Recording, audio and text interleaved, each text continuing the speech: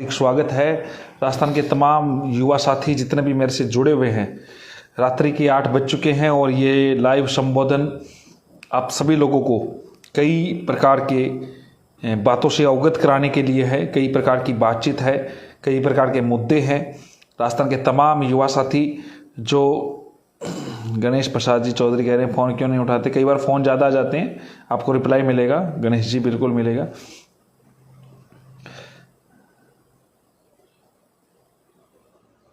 अच्छे फॉलोवर नाम आ रहा है, माइलस्टोन फॉलोवर आ रहा है। अच्छा बहुत सारा आप सबका जो टॉप फैन भी आ रहा है। अच्छा, आप सबका जो प्यार स्नेह है उस पर अपन चर्चा करेंगे। लेकिन उसके अलावा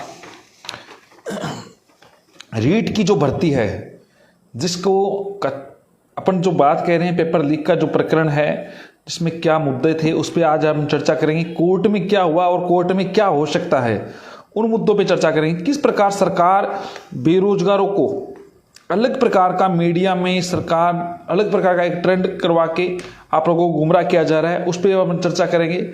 जोधपुर जयपुर कोर्ट का क्या इश्यूज है, सीबीआई जांच क्यों नहीं हो रही है। जो मैं बोलता ही हूं, हर बार आप भी बोलते हैं सांच को आंच तभी नहीं हो रही है सीबीआई जांच है, ये झूठे को आंच है।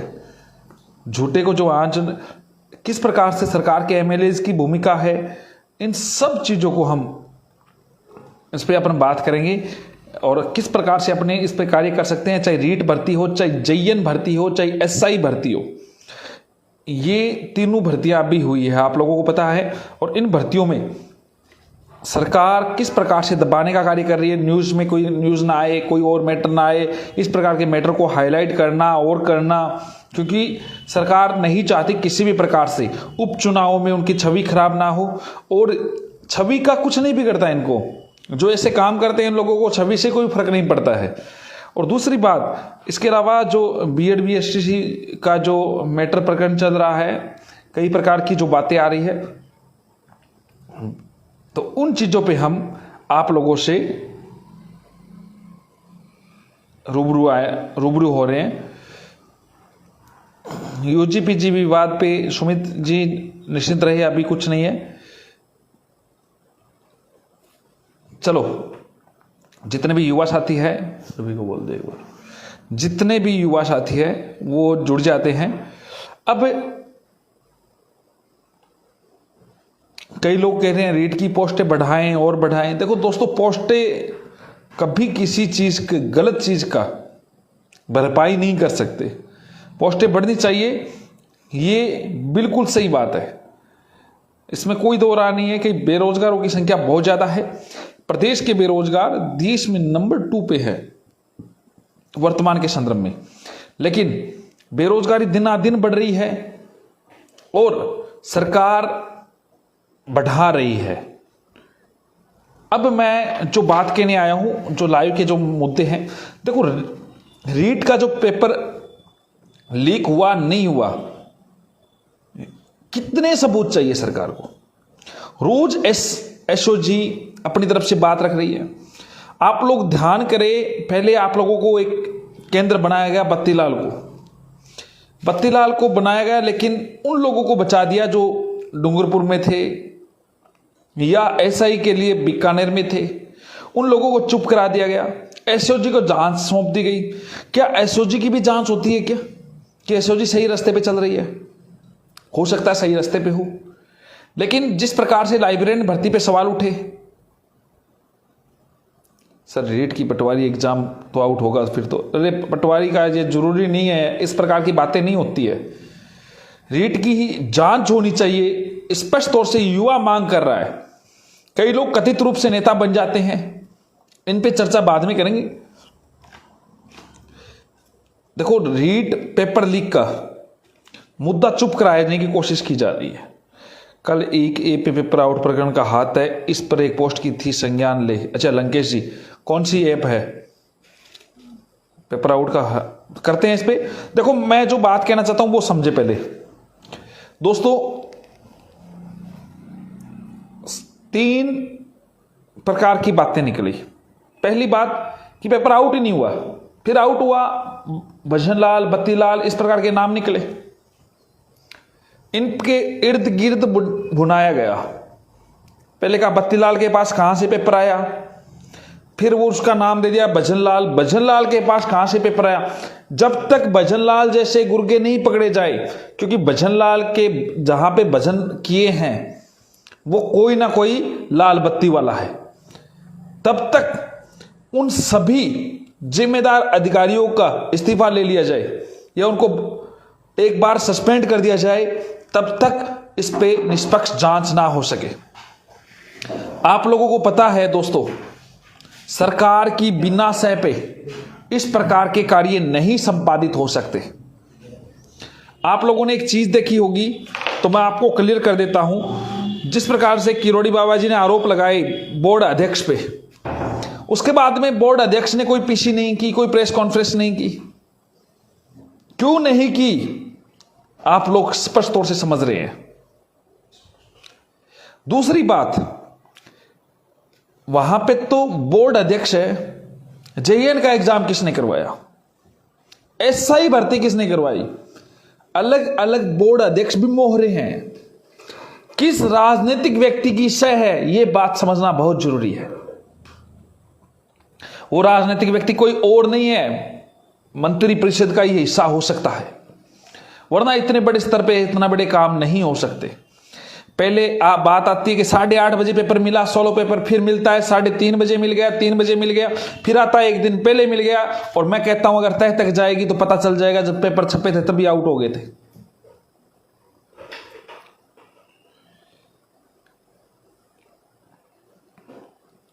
कल दोस्तों सीबीआई जांच नहीं होगी। एक सरकार ने एक पप्पू को तैयार कर दिया है जो अलग प्रकार का ड्रामा रचता है, आप लोगों को गुमराह करता है, मीडिया में माहौल बनाता है और फिर अलग अलग प्रकार की बात करता है और ये बोलता है सीबीआई वाले लड़के ही नहीं आए। नहीं आते तो फिर उनका जिक्र मत कर, गुमराह मत कर, कह दे बस मुझे कोई लेना देना नहीं है। इनको क्या है, बोर्ड का कोई अध्यक्ष बनने का लालच मिल गया साहब को, तो ये सरकार की तरफ से नाटक रोज ड्रामे शुरू कर देते हैं। बाहरी राज्यों का कोटा को लेकर सरकार बोल रही थी लेकिन नहीं हो रहा। सिर्फ वोट चाहिए इनको, अगर वोट चाहिए, वोट लेने हैं तो सीबीआई जांच करवाए।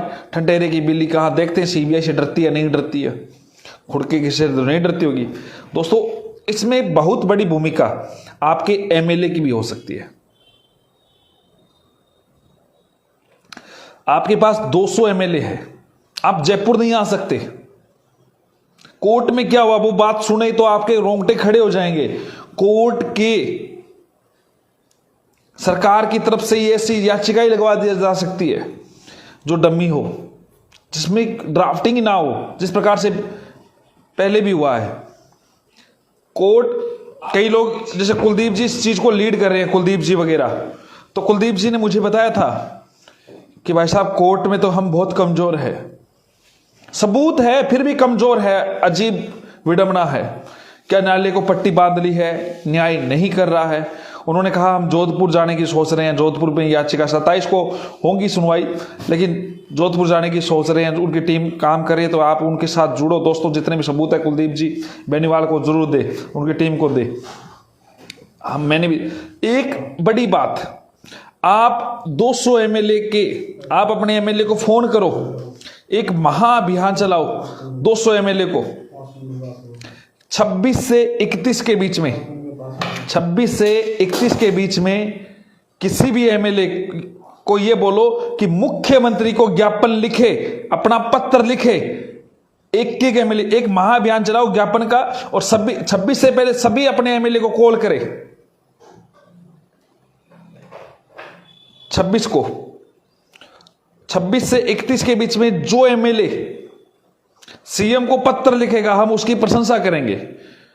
अगर जो नहीं लिखेगा हम मानेंगे उसकी मौन स्वीकृति है पेपर आउट में, या सीबीआई जांच के वो खिलाफ है, क्योंकि कहीं ना कहीं उससे उसको खुद को दिक्कत हो सकती है।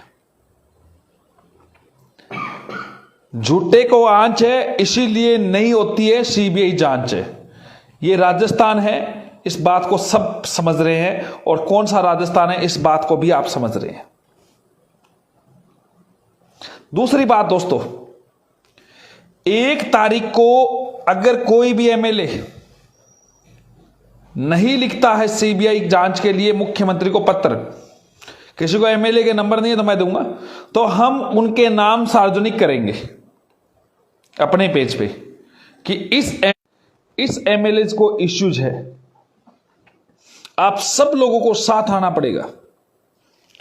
और ध्यान करें, जो व्यक्ति सीबीआई जांच के खिलाफ है उसकी भी जांच करे। जो कमेंट करता है उल्टा पुल्टा, जो भी किस प्रकार की बात बोलता है ना,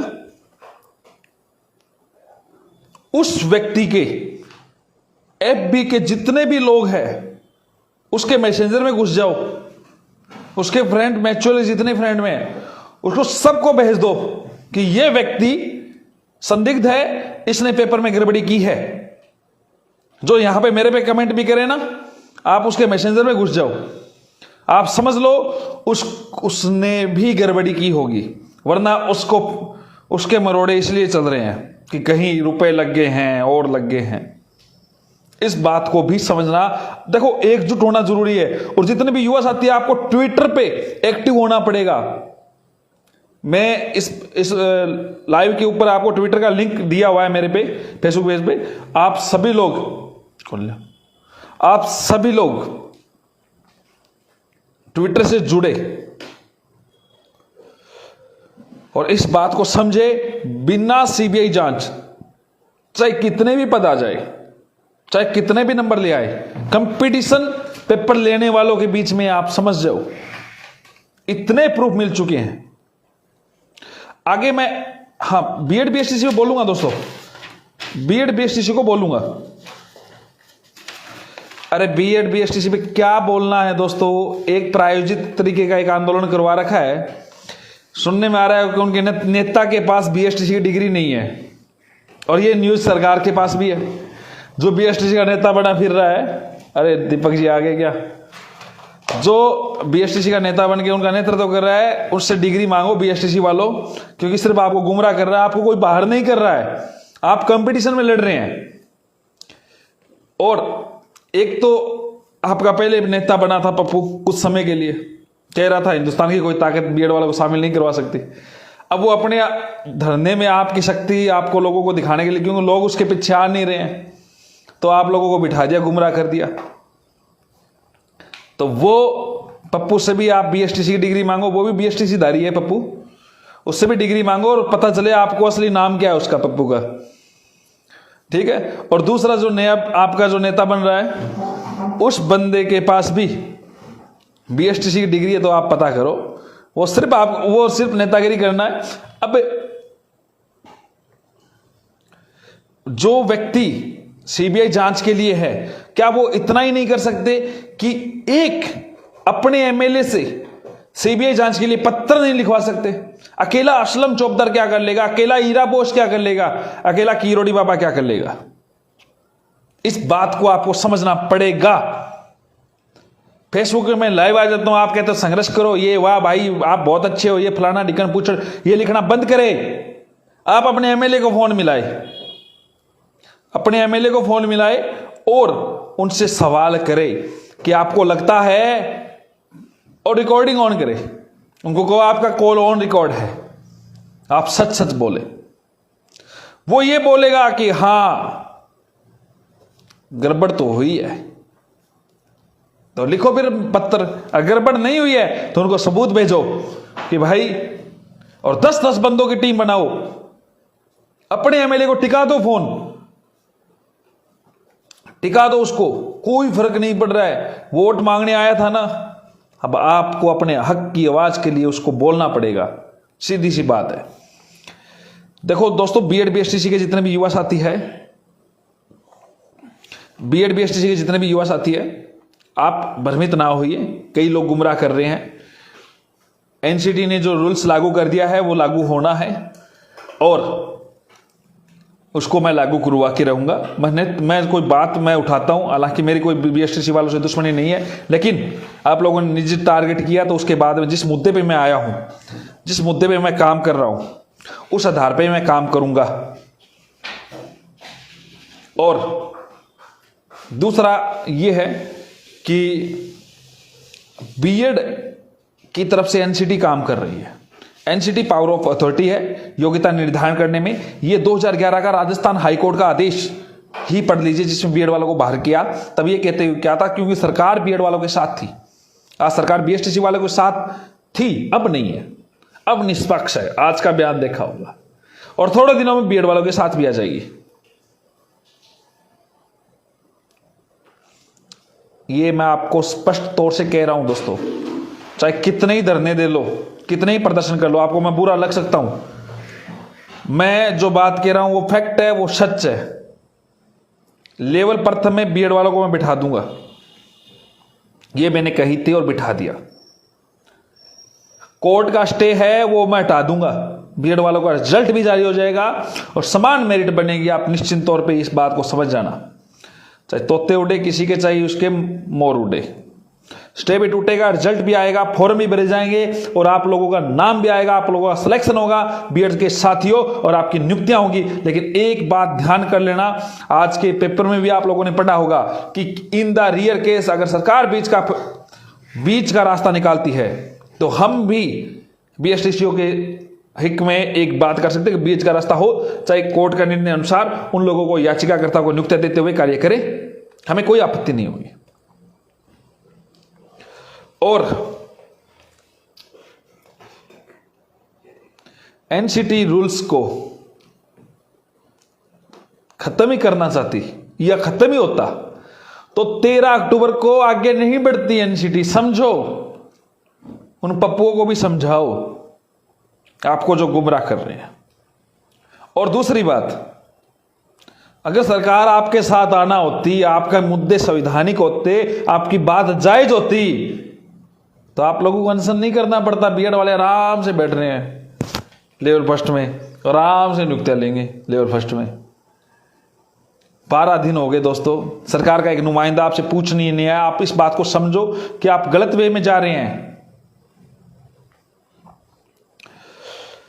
सरकार को भी पता है कि जिस दिन पक्ष ले लिया उसी दिन बीएड वाले बम्पर की संख्या में जो पिटिशनर बन सकते हैं वो राजस्थान में आंदोलन कर सकते हैं। राजस्थान के हर तहसील लेवल पे, हर जिला लेवल पे बीएड अभ्यर्थी है और आपके गांव में अगर आप पत्थर चुन के मारोगे, सरकार को पता है वो बीएड अभ्यर्थी के लगेगा। और असलम चौबदार जो बोल रहा है वो बीएड अभ्यर्थियों की दिल की आवाज के लिए बोल रहा है। इसलिए सरकार भी इस बात की को समझ है, किसी का पक्ष लिया तो इस सरकार के हम तोते उड़ा देंगे, सीधी सी बात है। और कई लोगों को लगता है असलम चौबदार सरकारी जुआई बन गया। असलम चौबदार ने ज्वाइन नहीं किया है, तो उनको भी आप अवगत करा दें कि किसी प्रकार से डरने और घबराने वाला नहीं है। आपको जितना फड़फड़ाना है कर लीजिए। मैं आपको स्पष्ट तौर से कह देता हूं, जिस दिन सरकार ने किसी भी एक धड़े का पक्ष ले लिया, गलत धड़े का पक्ष ले लिया, उस दिन बीएड अभ्यर्थी बाहर निकल के अब आ जाएगा और अपनी मांग को पुरजोर से आंदोलन के रूप में बाहर निकलेगा। इसलिए सरकार भी निष्पक्ष है, हम स्वागत करते हैं सरकार का। और दूसरी बात, एनसीटी हमारे साथ है, एमएचआरडी हमारे साथ है, रूल्स रेगुलेशन हमारे साथ है, केंद्र सरकार, राज्य सरकार भी ये जल्दी आप लोगों के बाद सामने आ जाएगी। इस चीज पे निश्चिंत रहे। और मैं आप लोगों को फिर भी अवगत कराता हूं, आपके अच्छे अंक है दोस्तों। लेवल सेकंड में कंटेनर पलटा था, पता है क्या?